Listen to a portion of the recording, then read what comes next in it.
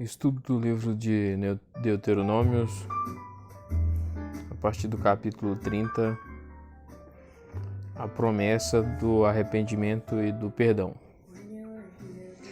É notável que essa seção, ao contrário do restante do livro, consista em profecia sem exortações. A linguagem e as ideias são extraordinariamente semelhantes nos profetas posteriores, Jeremias 32, e mais ainda nos profetas do exílio. Enquanto a maioria dos eruditos enxerga nisso uma prova da origem e influência exílicas, estudiosos conservadores sugerem que autores posteriores foram influenciados por Moisés. Versículo 1. Ocorreu o juízo de 29, 21 a 28. Versículo 2. A primeira condição para a bênção é o arrependimento, uma volta, correspondendo ao voltar-se para longe de Javé, que havia originado o castigo. Versículo 3 e 4. Essa atividade de reunir novamente o povo é algo típico de sua salvação nas duas alianças. Versículo 5. Esse retorno do exílio com obediência e confiança parece ter pouco em comum com o movimento sionista do século XX. Versículo 6. Enquanto em 10:16 o israelita precisa ele mesmo circuncidar o seu coração como um ato de obediência, aqui o processo é visto como um ato da graça de Deus, intimamente associado aos conceitos em Ezequiel 36, 26, e os seus paralelos no Novo Testamento. Versículo 7, Lamentações 4, 21, versículo 9, confira Jeremias 32, 41. 5. O apelo ao compromisso, 30, do 11 ao 20. O que Deus requer não é nem incompreensível, nem inatingível, mas somente o ouvinte pode decidir entre obedecer e desobedecer. Uma decisão crucial, versículo 15 e 20. Como se tornou cada vez mais claro com o exílio e a nova aliança, que é com indivíduos que Deus está tratando, esse desafio ganhou relevância. Como Kline destaca em WBC, in loco, somos todos exilados do Éden, aguardando o nosso retorno alegre e festivo para a Nova Jerusalém. Versículo 11 e 14. É natural destacar a distância que existe entre a verdade e a sabedoria e a vida cotidiana e a dificuldade de alcançá-las. Jó 28, 12. Mas a lei de Deus era acessível a todo israelita. Salmos 19, 7 a 11. Em Romanos 10, do 6 ao 8, Paulo usa essas palavras para ilustrar a natureza da nova aliança, com base na encarnação do nosso Senhor e na oferta gratuita do Evangelho, no poder do Espírito, tudo isso tornando a palavra bem próxima. Versículos 15 e 20. O desafio para a escolha é repetido em toda a Bíblia. Implica não um mero impulso momentâneo, mas o compromisso para toda a vida. As questões em jogo não poderiam ser mais sérias. A vida e a morte, a bênção e a maldição. Versículo 19. 7. A continuidade da aliança, capítulo 31, 1 a 34, 12. Os capítulos finais do livro continuam a tratar do tópico da aliança. Elementos que ocorrem aqui, como em outros tratados de suzerania extrabíblicos, são a designação do herdeiro da dinastia, aqui Josué 31, do 1 a 8, 14 a 23. Orientações acerca da leitura da lei para o povo, 31, do 9 ao 13. A invocação das testemunhas da aliança. A designação da herança do reino para as tribos separadas e a definição da transição da autoridade de Moisés para a de seu sucessor por conta da morte de Moisés. Primeiro, o reconhecimento de Josué, 31, do 1 a 8. Versículo 1. A Septuaginta e evidências de Qumran dão apoio a e Moisés terminou de falar. Versículo 2. No Egito pensava-se em geral que um homem sábio vivesse 110 anos. Gênesis 50, 22. Moisés, a essa altura, já havia ultrapassado essa marca. Aliás, ele sobreviveu a 3 gerações, 40 anos cada. Ele ainda é suficientemente forte para conduzir a sua vida particular diária, mas já não tem condições de conduzir o povo de Israel, e é proibido de entrar em Canaã. Versículo 3 a 6. Como sempre na Guerra Santa, Javé conduz o seu povo. 2. A cerimônia de celebração da aliança, 31, do 9 ao 13. Assim como um documento de um tratado secular é depositado no santuário do vassalo, a lei deve ser guardada na Arca da Aliança. Versículo 26. Acerca da época da cerimônia comemorativa, a renovação em si não está incluída aqui, mas o povo de Deus deve renovar periodicamente o seu compromisso e instruir os mais jovens. Versículos 12 e 13. Na nova aliança, isso é feito por meio da ceia do Senhor e da pregação da palavra. 3. O comissionamento oficial de Josué, 31, do 14 ao 23. Não há razão para se distinguir diversas fontes aqui. A função de Josué foi prenunciada em 1:38. Números 27, 18 ao 23. Agora se declara publicamente que chegou o tempo para que ele assuma a sua nova função. E uma teofania confirma isso e lhe dá a comissão divina. Versículo 14, 15 e 23. Versículo 16 ao 22. Entrelaçada com o tema Josué, de maneira típica do estilo hebraico, está uma introdução ao Cântico de Moisés, que o considera correspondente ao tema de tratado de uma aliança secular em que se conclamam os deuses como testemunhas das condições da aliança. Versículo 21. Deus, que conhece até as tendências e motivações escondidas do seu povo, já provê de maneira antecipada não somente uma advertência, mas também um meio de restauração da sua fé. O papel designado aqui ao Cântico de Moisés corresponde ao da Bíblia como um todo. Aliás, as palavras usadas em conjunção, como ele no versículo 19, são geralmente aplicadas à lei de Deus no Antigo Testamento.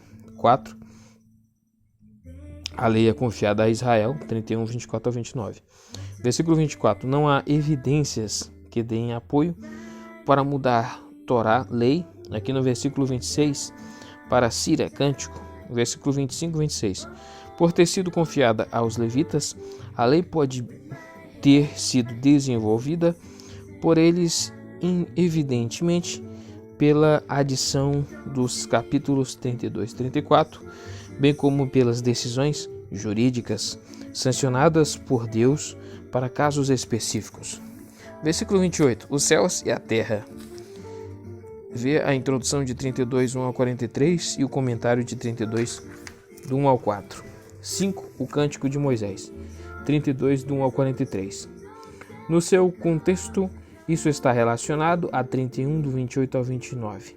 E, na verdade, é o testemunho de Moisés a Israel em termos que poderiam ser aplicados a qualquer época da história do povo, em vista de suas características literárias e alguns dos seus conceitos teológicos. Versículo 39, com Isaías 44, 6, 45, do 5 ao 7, etc. Muitos estudiosos atribuíram esse texto ao período exílico, mas ele contém características linguísticas arcaicas, e muitos hoje datam a sua forma inicial de época tão antiga quanto o século XI a.C. Na forma, ele se parece com os documentos em que suzeranos confrontavam vassalos faltosos. Essa forma, controvérsia, exemplificada nos séculos XVIII e 17 pode bem ter sido conhecida de Moisés. Geralmente começava com um apelo aos céus e à terra para que fossem testemunhas do mal cometido pelo vassalo. Depois vinham perguntas do demandante, nas quais se baseava uma acusação. Em seguida, vinha a declaração acerca dos benefícios passados recebidos pelo vassalo e da sua presente ingratidão. O padrão Rib terminava com uma referência à futilidade de outras alianças e um chamado para a mudança de diretrizes ou para encarar a retribuição. Mas no Cântico de Moisés, os versículos 26 a 43 divergem do padrão Rib, introduzindo uma palavra de esperança e a promessa de libertação.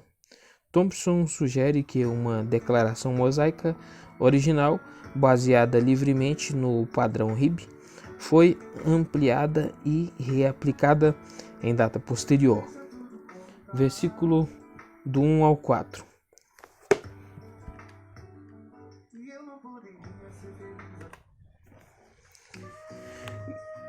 Acerca do testemunho de céus e terra, Isaías 1:2, Miqueias 6:1-2, as palavras do cântico lembram a chuva e o orvalho, porque refrescam e renovam os ouvintes, já que aludem ao caráter de Javé. Ele é tão sólido e confiável como uma rocha. Versículos 5 e 6, a acusação, versículo 5, é seguida de uma pergunta por parte do mensageiro do suzerano. Versículos 7 ao 14. Os atos reais do suzerano a favor do seu vassalo são alistados sob 3 cabeçalhos. Versículos 8 e 9. A escolha que Deus fez de Israel remonta ao tempo em que o Altíssimo Elion demarcou fronteiras entre as nações. Gênesis 10. Ao final do versículo 8, a ESV segue a Septuaginta, apoiada mais tarde por um manuscrito de Qumran, ao associar isso às atividades do Conselho Celestial. Confira Gênesis 1:26, etc. Acerca do versículo 9, confira Efésios 1:18, que é interpretado erroneamente com frequência. Versículo 10 a 12. O texto fala da libertação de Israel de 3 maneiras, sendo ela comparada ao cuidado que um homem tem com a pupila dos seus olhos, a forma em que uma águia ensina os seus filhotes a voar e a condução de um pastor. Versículo 10a, Oséias 9:10, versículo 13 e 14. A conquista das montanhas da Transjordânia resultou em fartura de alimento, incluindo mel e óleo de oliva. Versículos 15 a 18. A acusação contra Israel é que, apesar da, ou talvez em virtude da, sua prosperidade dada por Deus, o povo se esqueceu de Javé e até mesmo se voltou para outros deuses. Jesurum parece ser um nome carinhoso para o povo, literalmente aquele que é justo. Confira 33:5 e Isaías 44:2. Acerca dos deuses dos pagãos serem considerados demônios, versículo 17, uma palavra rara usada aqui em Salmo 106:37. Veja 1 Coríntios 10:20 para outro ponto de vista sobre as religiões pagãs. Atos 17:23, versículo 18. Destaca-se aqui tanto a paternidade quanto as características maternas de Deus. Ignorar esse aspecto da natureza de Deus tem conduzido a uma ênfase não bíblica da Virgem Maria. O cara fala até de Maria aqui. Como que eu não sabia que ia falar de Maria.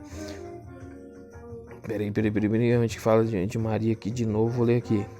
Destaca-se aqui tanto a paternidade quanto as características maternas de Deus. Ignorar esse aspecto da natureza de Deus tem conduzido a uma ênfase não bíblica da Virgem Maria. Olha só. Então, a fé na Maria, no caso, seria uma crença e seria uma mistura de gnosticismo, né? Versículo 19 e 25. É declarada a sentença contra Israel por transgredir a aliança. Versículo 19. Embora às vezes haja referências a Israel como o filho de Javé. Oséias 11:1. É raro que se fale dos israelitas como seus filhos, particularmente em termos da aliança. Contraste com Malaquias 2:10. Versículo 21, confira Oséias 1:9 e 2:23. A GNB traz supostos deuses, suposta nação. Tentativas de datar o poema com base nessa referência vaga são infrutíferas. Versículo 22, a ira de Deus é eliminada nos seus efeitos. Versículo 23 a 25, as maldições lembram aquelas do capítulo 28, doenças animais, selvagens, serpentes venenosas e guerra. Versículo 25, em seus lares, lugar em que normalmente se espera viver em segurança. Versículo 26 a 28, a misericórdia seguirá o juízo. Ao longo de toda a história, Deus tem castigado o seu povo, da antiga aliança e da nova, mas não o destruiu. Versículos 26 e 27, esse vislumbre da luta entre a misericórdia e a justiça lembra Oséias 11:8, mas a razão da misericórdia divina é encontrada em Ezequiel 20:9, etc. Embora o nome de Javé não seja mencionado aqui. O versículo 27b também é relacionado com Isaías 10:7 a 11, que focaliza não uma visão deficiente do nome de Javé, mas uma visão elevada demais do poder dos seus inimigos. Versículo 28 e 29, será que Israel é um povo sem juízo? Assim na NTLH, ou são os seus inimigos? Provavelmente os inimigos, eles não têm percepção alguma do propósito de Deus na história de Israel. Versículo 30 a 31. Os inimigos de Israel deveriam reconhecer o verdadeiro significado da derrota de Israel contrária à promessa da aliança de 28.7. Os inimigos são juízes ou enviados por Deus para os seus propósitos ou, letra B, capazes de dar o veredito com base nas evidências do versículo 30, versículo 32 e 33. A Bíblia nunca maquia os instrumentos de Deus. Hebreus 1, do 12 ao 17. Sodoma e Gomorra trazem a conotação do mal, do juízo e da pobreza. Versículo 34 e 35. A convicção de que o juízo divino é inevitável não é restrito a Israel. As eríneas e fúrias da mitologia clássica. Aqui, com útil ambiguidade, a calamidade é vista como que esperando pelo povo de Deus. Versículos 23 e 25, que precisa sofrer primeiro, 1 Pedro 4,17, ou como destino dos inimigos de Deus. Versículo 35, a vingança e a retribuição de Deus significam libertação para o seu povo. Isaías 61:2.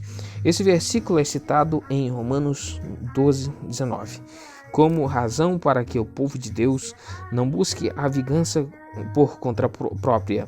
Em Hebreus 10:30, é usado como advertência contra a apostasia. Versículo 36 a 38. Deus não vai salvar o seu povo se este não reconhecer a sua importância, a sua impotência e a inutilidade de seus deuses. Versículo 39. Palavras como essas destacam o significado das palavras poderosas de Cristo. Versículo 40 a 42. Javé solenemente jura pelo seu próprio nome.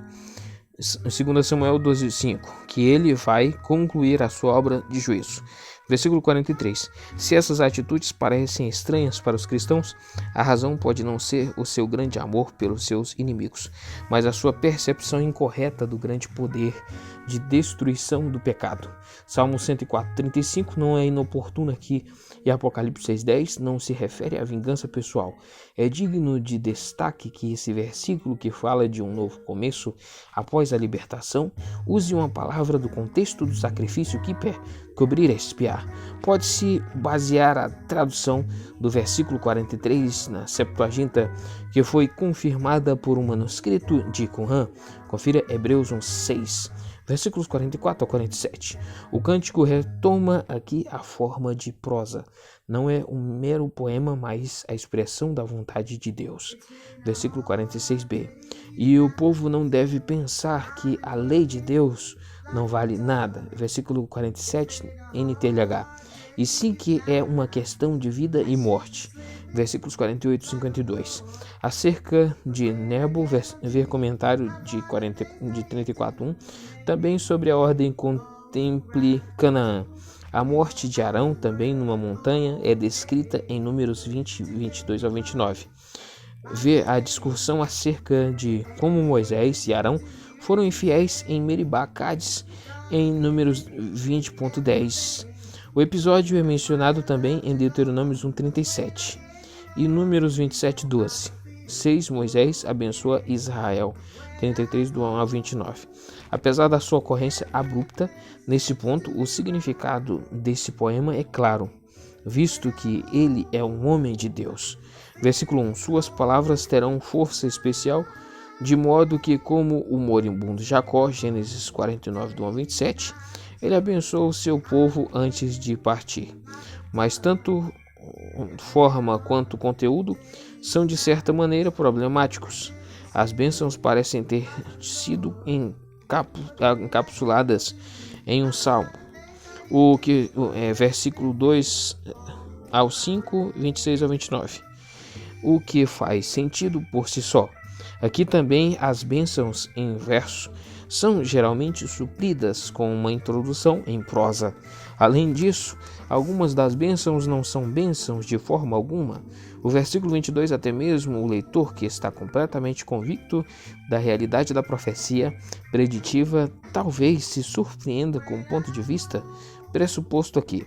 Simeão aparentemente deixou de existir. Ruben está em perigo. Dan migrou para o norte, Judá, mencionado brevemente sem referências às suas posteriores ligações reais. Está em perigo de ser separado das outras tribos. Efraim e Manassés têm precedência. Às vezes pensa-se que essas características indiquem uma data do século X a.C., uma possibilidade apoiada pelas características literárias do poema. Thompson sugere: não é impossível que um compilador e editor das declarações originárias de Moisés, que era fiel ao espírito geral das suas bênçãos, tenha atualizado as palavras de Moisés. Os versículos contêm uma série de aspectos obscuros e são necessários versões modernas e comentários para um estudo mais aprofundado. Versículo do 1 ao 5, a majestade de Javé é descrita em termos de uma teofania, como o sol se levantando sobre o Sinai. Isso é significativo. Confira Juízes 5:4 e Abacuque 3:3. A referência aqui aos santos está na base da ideia de que a lei foi dada por anjos. Atos 7:53, Gálatas 3:19 e Hebreus 2:2. Os versículos 3:5, interpretados por Craig como a resposta de Israel, referem-se ao compromisso de Israel no Sinai com a lei de Deus. O mais rico tesouro do povo de Israel, NTLH. Versículo 5. O hebraico não tem sujeito para era rei sobre Jesurum. BJ, houve um rei em Jesurum. Pode ser uma referência a Moisés. Versículo 6. Embora Ruben, aqui colocado como o primeiro filho, apareça em um contexto idealizado em Ezequiel 48:7. A tribo desaparece da história depois do século 8 a.C. 1 Crônicas 5, do 18 ao 22. Versículo 7, o tom militarista e a indicação de perigo nessa referência notavelmente breve da tribo real, como mais tarde se tornou, talvez tenha relação com sua luta contra os filisteus. Craig a interpreta ao se referir à posição de Judá na vanguarda das forças israelitas, Números 2:9. Simeão, tribo não mencionada nas bênçãos, foi finalmente absorvida por Judá, versículo 8 ao 11. É interessante que os versículos 8 ao 10 sejam diferentes do restante da bênção. A ortografia e a forma das palavras sugerem uma data posterior e uma métrica difere do versículo 11, que é semelhante ao restante do poema. O Urim e o Tumim eram usados pelos sacerdotes na obtenção de oráculos. Em Êxodos 28:30, eles são carregados por Arão no seu peitoral. Acerca dos episódios, no versículo 8, confira Êxodos 17, do 1 ao 7. Números 20, do 1 ao 3.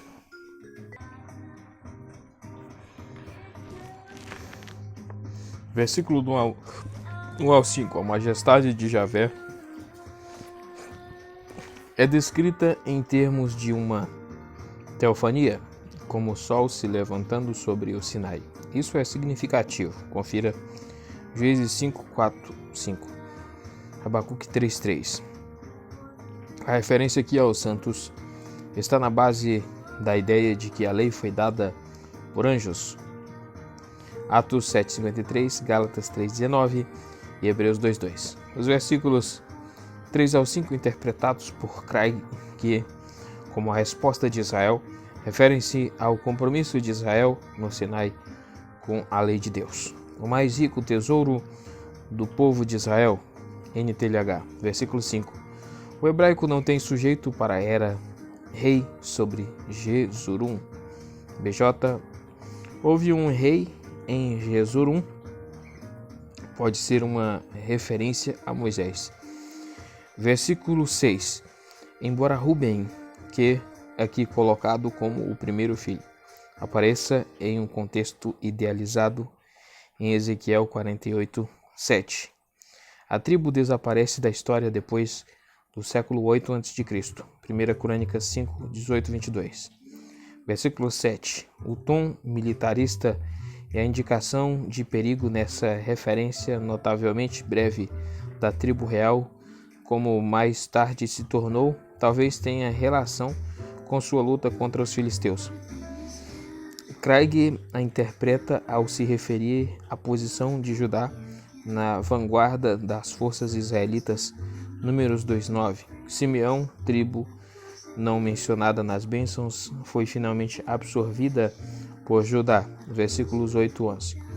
É interessante que os versículos 8 a 10 sejam diferentes do restante da bênção. A ortografia e a forma das palavras sugerem uma data posterior e a métrica difere do versículo 11, que é semelhante ao restante do poema.